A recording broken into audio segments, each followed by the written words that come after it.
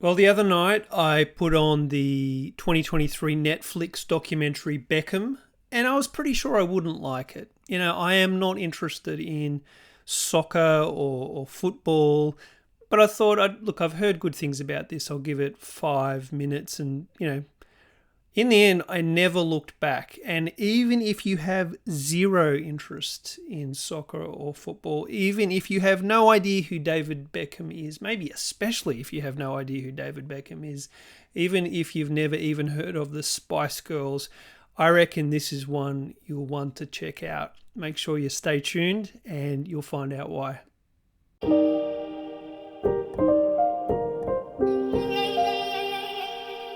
Well, welcome to the Pink Door Culture Club, your eclectic entertainment guide. My name is Jeremiah Burns, and this week we're looking at the 2023 four-part Netflix documentary about David Beckham called Beckham.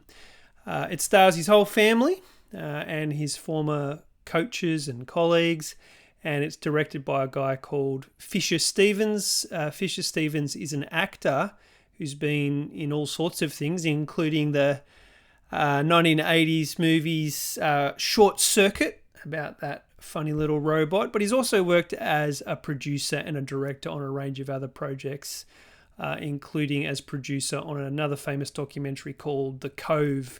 And Beckham really continues the Netflix knack for compelling sporting documentaries.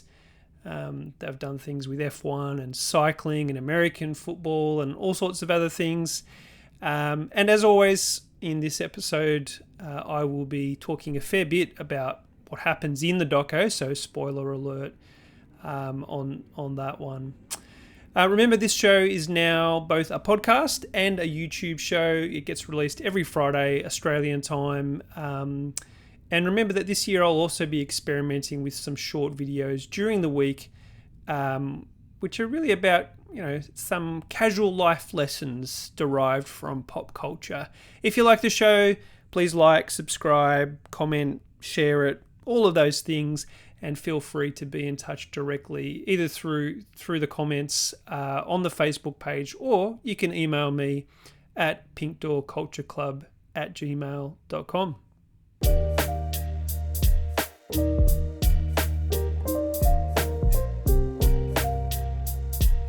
Okay, the first segment of Pink Door Culture Club is called Spellbound, where we think about some of the strengths and the weaknesses of whatever it is we're looking at, in this case Beckham. And the first thing to say is just the sheer charisma and candor of the main characters.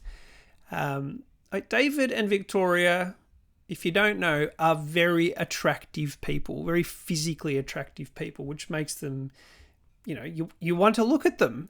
And they're both talented. One thing I didn't realize about David Beckham, because I know almost nothing about soccer, is I thought he was a good soccer player, but maybe just sort of above average. But he was a really good soccer player, like an outstanding world-class soccer player, which if you're watching this and you know about soccer, you're laughing and you're like, well, everyone knows that. I didn't know that. I knew he played for Manchester United, but he was really good back in the day. Another thing that makes him charismatic, or both of them charismatic, but especially David, is how enigmatic he is. He, on the one hand, is extremely deep and reflective and will kind of say these insightful, wise things, but then he can be really blank and superficial and get asked a question and just be like, well, I don't know why. I have no idea how we got through that part of our life, or I have no idea why I did that. Or is just sort of, puzzled about the question, like he's never thought of it before. And in a similar way, he's both selfless, like he is back in the day, constantly phoning and visiting Victoria. But on the other hand, he's incredibly selfish. Like, he doesn't attend the birth of their third child because he has a pre-arranged photo shoot with Beyonce and J-Lo. And he tells Victoria, I'm not coming to the birth of the child because of this photo shoot. And she has to go off, have the cesarean, and then the next day see the photograph of him with these other two, extremely famous, beautiful women. So he's got this ability to be both incredibly selfless and selfish. And he's also very private, like a very private person, almost from childhood. But he's always doing things to seek attention as well. And so I think that makes him a very complex, fascinating, enigmatic character to be investigating. Another thing that makes it work in terms of their charisma and their candor is how open they are. Like, they're pretty honest in terms of what gets covered, the pretty awful things that get said about Victoria, back in the 90s. David's unfaithfulness also gets covered. It's almost like they haven't processed a bunch of things in their life. In fact, like they're either putting it on, or it is the fact that they haven't processed a bunch of things in their life, and they invited a film crew in, and as they started talking about it, they were almost just having a unplanned counselling session, which makes for really interesting viewing because they're kind of sorting things out and working through some trauma. And they explicitly say this at the end of the doco, where they're like, this has kind of been counselling for us. They do, like, a criticism would be that they and the filmmakers seemingly shy away from some tough questions when it gets a bit too sharp. And I kind of felt mixed about that. Like, part of me was like, well, you can't sign up for this doco, and then when it gets too hard, just say, we don't talk about that. And on the other hand, like, a big theme of the documentary is how awful the media can be when you're a celebrity and how you have no privacy. So another bit of me was like, well, we don't need to know everything about them. There are limits, and they can impose those limits. But that's a possible criticism. And then they are the main characters, and then you've got all these, like, the supporting cast, all these secondary characters, like his parents, his old coaches, and all of this, and they are all super strong personalities who possess wisdom and character flaws and humor and all sorts of things. So the charisma, the candor of the characters is something that makes this really work. A second thing is just the natural drama of the story. Like, if we were going to take those characters, what kind of world would we want them to be in to make it interesting to watch? Like, you would involve sport at the highest level, music at the highest level, fashion at the highest level, business at the highest level, relationships of, intense romance and extended family drama. Like, all of that, every single one of those things is in this documentary. So it's just like, because they are so famous and involved in so many things as a couple, it just brings this amazing natural drama to everything that they've done. A third thing that makes this work is the richness of the media available for the doco. David's father, his dad has 1,400 childhood soccer matches on tape. So almost everything he did, every game he played has been taped for posterity, and they can integrate it into the documentary, and they do, and it's amazing to see. And then, of course, he becomes professional very young, I think 17, and every professional match is covered in detail before the match, during the match, and after the match. And then they are one of the most famous couples of the 90s, so every single thing they did above and beyond what you would think is reasonable was photographed and videoed, which means when you come to make a documentary, everything's there. Like, you have this detailed and rich source of media, despite it not being the social media age. This is all pre-social media, and all this stuff is still there and available to stitch together and make it really compelling.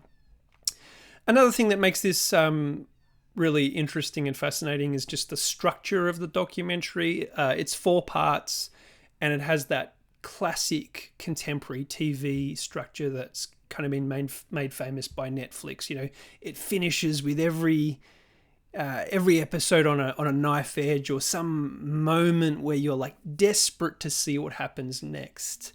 what happened? I have to see what happens next. And, some of that's just how the story naturally unfolded, but some of it is the art and the thought behind how they covered certain themes, who they interviewed, how they told that story. A criticism would be that the ending it felt like it devolved a little bit into this sort of sugary, self-congratulatory thing where, all the criticism melted away and, David's the best, hurrah. And I don't know. Maybe that's fine. Maybe that's the way you want to end, right? Like they did give a lot of themselves, and so maybe it's good to celebrate the best of him. But it felt a little bit, just a little bit over the top. But there are some great things in this documentary. Overall, really compelling, really fascinating, and those are some of the reasons why.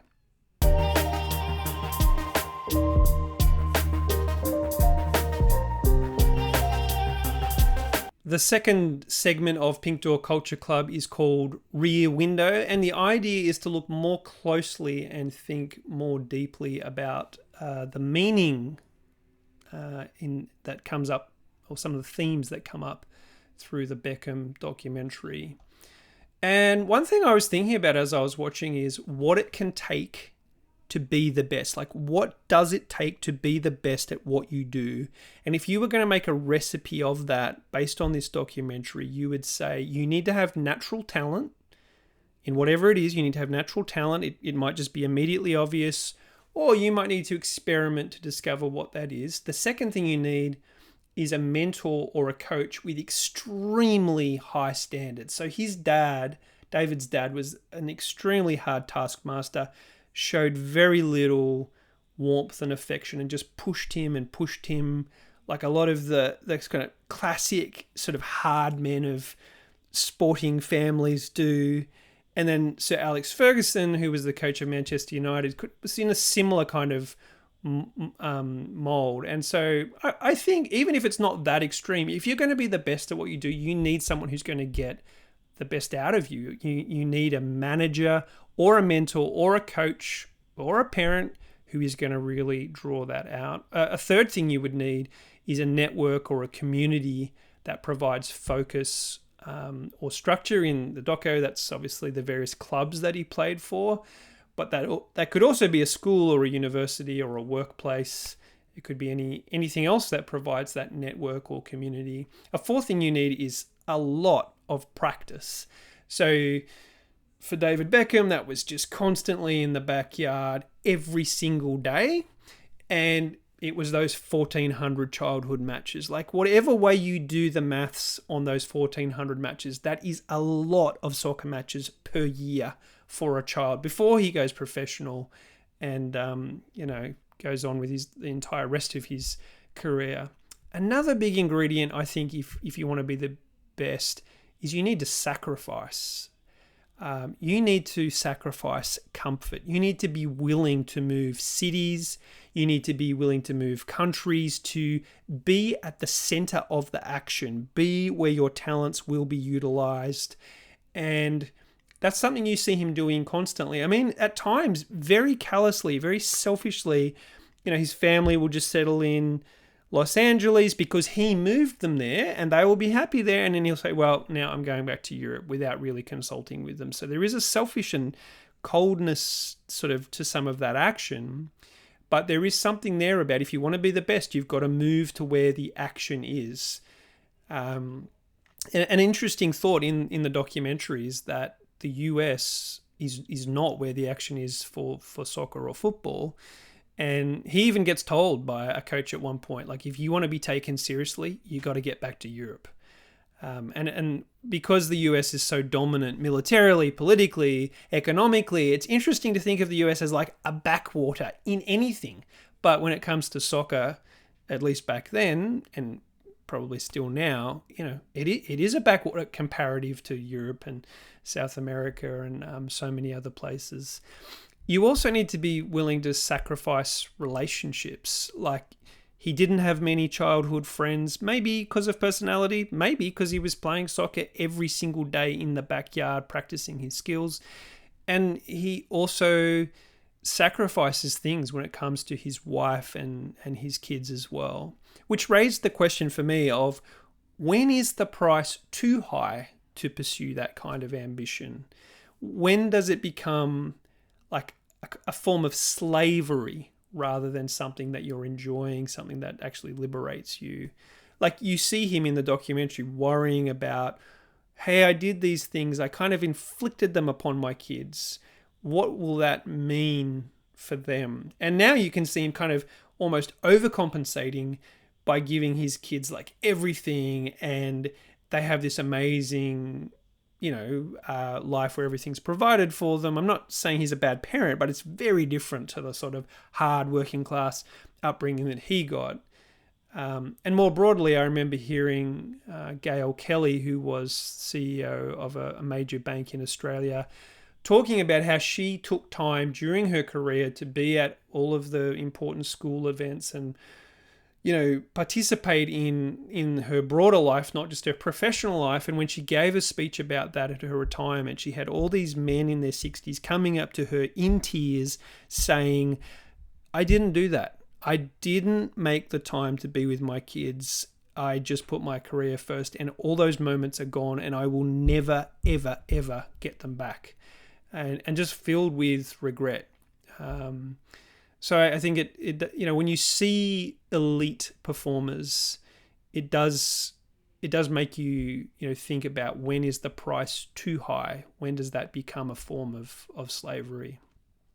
A second thing that I was thinking about throughout this documentary was the concept of conformity versus independence. So, there's great value in conformity and focus. Like Alex Ferguson, that was his whole thing was, if we want to be a high-performing team, we need to be selfless, we need to be consistent. It's not about the individual, it's not about showing off. And that yielded great results, right? And it meant they performed extremely highly. And you see US gymnast Simone Biles, she puts in that hard work. She's very consistent. You see it in a cricketer like Glenn McGrath, if anyone knows anything about cricket. He was known as the metronome, like same every time.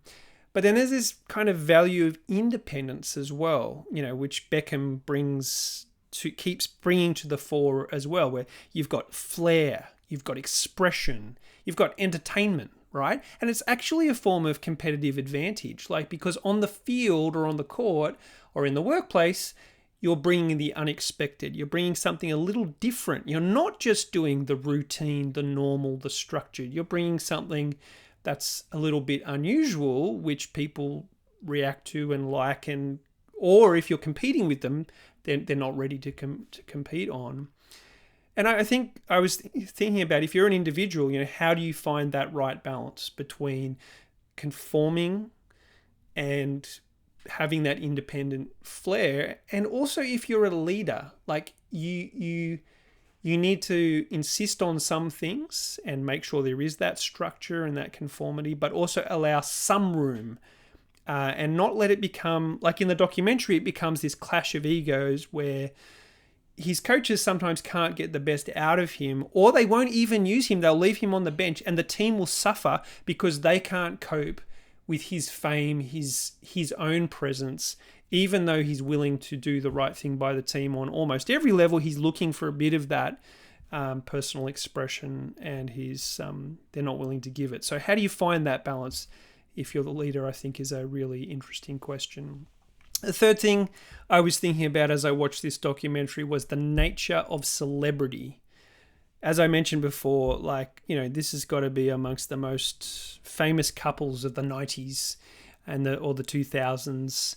And celebrity, it is so exciting, so powerful. He talks in the documentary about those early phases of celebrity where he loved it. He loved going down the street and being recognized and signing the autographs, and the influence that came with that, the power that came with that, the wealth that came with that. And yet it's also presented as this absolutely suffocating and terrible thing, in some circumstances and in some ways, the complete absence of privacy, not only for them as a couple, but also for their children, and then the crushing expectations and the abuse that comes with it when it all goes wrong, because everyone has kind of treated you like a savior, a messiah, a god, and all of that hope is riding on you. And so like when you disappoint, well, you find out about the negative side of celebrity. And I guess on the one hand, there's a role that the media plays in that. Like in this case, they actually interview some of the paparazzi from Manchester and ask what was it like literally chasing them around. And obviously in the UK, it's also been, hacking phones and all these terrible things to delve into people's, every moment of their life. But it's also, I was thinking about the role we play. Like, we are attracted to the gossip. We click on those headlines. We're the ones, there's an audience for this stuff, right? So there's a bit of a symbiotic relationship there between what we want, what the media serves us, and how that sort of can grow in helpful and unhelpful ways. A fourth thing I was thinking about as I watched this was the concept of class. Obviously, the UK, much more than Australia or America, I think, is a society that's very aware of class and has a history of class. In this doco, you really see the awareness, the self-awareness, the aspiration, and the diligence of the working class. Like a father really aspiring for his child. I want more for my child. And that's not something that's just a working class thing, but you see a kind of working class version of that. I want more for my child. And then also with David, like, I want more for myself. I want a better life than this. He at one point he gets this massive paycheck and he takes it and he spends all of it on a brand new BMW. Like he just spends all of his pay every single week on week. And, his teammates are like, what are you doing? Shouldn't you be saving some money? And he's like, no, I want to spend all of this. And Victoria, like, she's the most attractive Spice Girl. And she's the most classy, and I want her as my wife.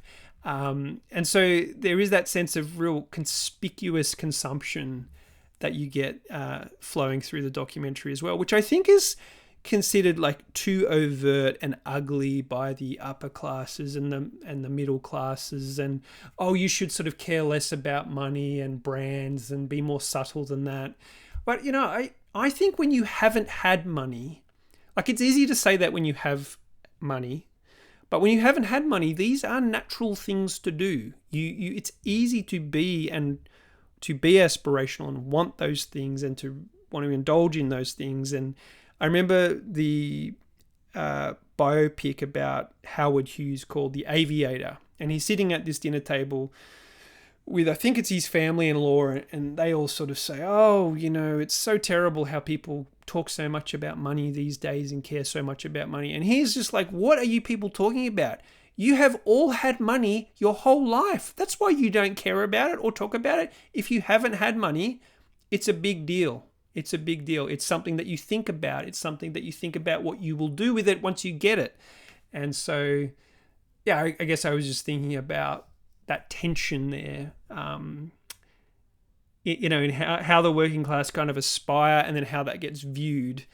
And I guess that's another aspect to it. There is this willingness of a nation like England or of the UK generally to celebrate the working class when they come good and they're doing something for the nation, but also to attack and to mock them when they fail or they fall short or when it suits as well. So anyway, just something else I was thinking through. A couple more things quickly. One was around changing norms and fashions. So one funny event in the documentary is that David is photographed wearing a sarong, like a simple skirt at like a resort or something like that, and that is front page news. And like David feels the need to like call his father and explain why he was wearing a sarong. Like nowadays that wouldn't raise an eyebrow. That wouldn't if anything you might get in trouble for cultural appropriation, but it's not because you're wearing something that would be perceived as feminine or anything like that. Another thing that shows how times might have changed is the awful chants at the football about Victoria. So she's sitting there at the football, and like, I won't repeat the chant, but just some of what she had to listen to from like tens of thousands of fans, like extremely violent, sexist kind of chants. Now, I don't know UK football, maybe that still happens or would still happen. I feel like it would be less acceptable now. And certainly, like if I look locally at the AFL, I feel that the AFL have done a great job of saying, hey, let's be a family game. Let's incorporate the women's side of the sport. Let's not indulge in these kind of terrible stereotypes and violent language. And so it was a reminder how quickly norms can change, and also how it's easy to think of the 90s as an idyllic time. And there are lots of great things about the 90s. I was there. It was lots of fun. But there's good and bad about every era as well. Another thought I had was around the consistency of someone's personality. So David Beckham is very neat and very organized as a teenager. They have this footage of him as a teenager in his bedroom, and he's extremely neat and organized. As a footballer, it's exactly the same. And then like you see him now as an adult, post-football career, and I've got to say his wardrobes are amazing. Like so well organized, amazing clothes, full marks from me. I did read though that he has a taxophobia, which is a fear of untidiness, something that I wish my kids had perhaps. So maybe it's actually like a unhelpful thing for him, but it at the very least, what it made me think was that there are things that change in a person, but there are some things that are there from the very beginning, and they stay there till the very end, and you can't change them. You have to accept them in yourself, and you have to accept them in others. And if they're going to change, it's very slightly and very slowly. That's just the way you are, or just the way that person is.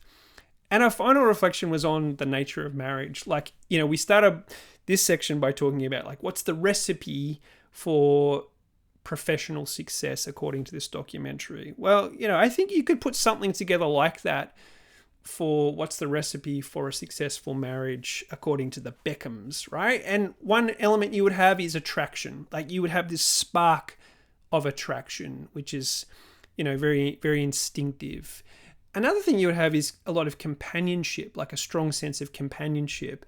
It's like really sweet how much they spoke on the phone, to the point where David's colleagues were like, what are you talking about? How can you talk to a human being for that long, right? So there is a lot of just friendship and companionship that's happening in that relationship. A third thing in that marriage is a supportive alliance, where at one point David can go to Victoria, who's in New York, and escape all of the horrible things being said about him back in the UK. And she provides that refuge, that safe space for him. So there is a kind of supportive alliance. Another thing is forgiveness. So again, I don't delve into the details, but it's clear that he has done things that are clearly wrong in the marriage, and she has, it seems anyway, that she has forgiven him. So there's a recognition that there will be difficulties, and you need to be generous with those. And like another thing that's flowing through the documentary is like, these guys have been married for a while now, and there's definitely conflict and tension, but it's not to the point where they are contemptuous of each other. They can poke fun at each other, they can complain about each other, but they still appreciate each other.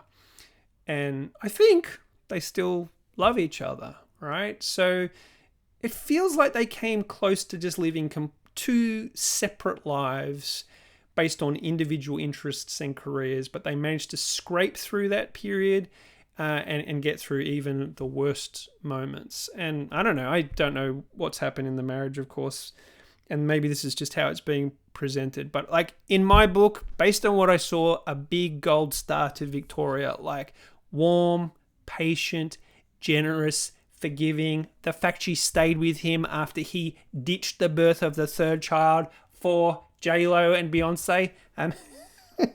This is above and beyond as far as I'm concerned.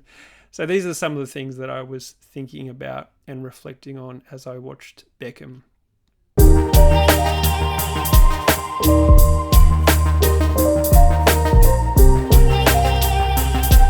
All right, the final segment of Pink Door Culture Club is called The Man Who Knew Too Much, where I just list off a couple of points of trivia related to the film or the music that we're looking at. And there's just three quick ones for Beckham. Number one, the Beckham's eldest child is named Brooklyn, and his godparents are Elton John and Liz Hurley.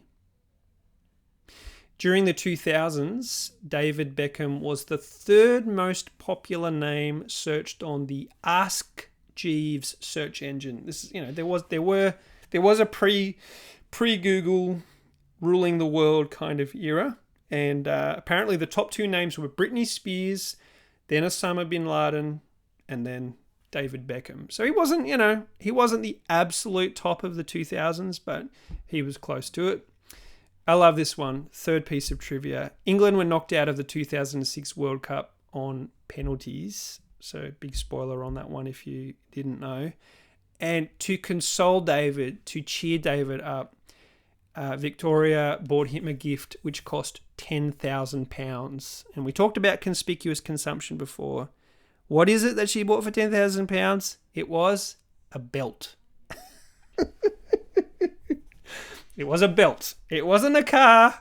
It wasn't a jacket. It was a £10,000 belt. So there you go. Some little bits of trivia to finish off this episode. And of course, that brings us to the end of the episode. It's been great having you here in the Pink Door Culture Club. Overall, if you can't tell, I loved Beckham. Wasn't totally satisfied with the ending, but it definitely held my attention all the way through. Really fascinating, really interesting. It had me like watching soccer footage, which I knew wasn't live, like through my fingers because I was so worried about what was what was about to happen. So it must be good if I'm doing that. As I mentioned at the top, remember this is now a podcast and a YouTube show, so check out whichever one of those you prefer, and however you're engaging, make sure you like and you follow and you share and you comment. I'm having a go, like I said, at making a series of short videos where I'm just going to put one or two life lessons from the movies or the music up on YouTube Shorts and maybe Instagram and a couple of other places. So keep an eye out for that. You can be in touch with me via the Pink Door Culture Club Facebook page, or you can email me at pinkdoorcultureclub@gmail.com. Thanks for watching. Thanks for listening.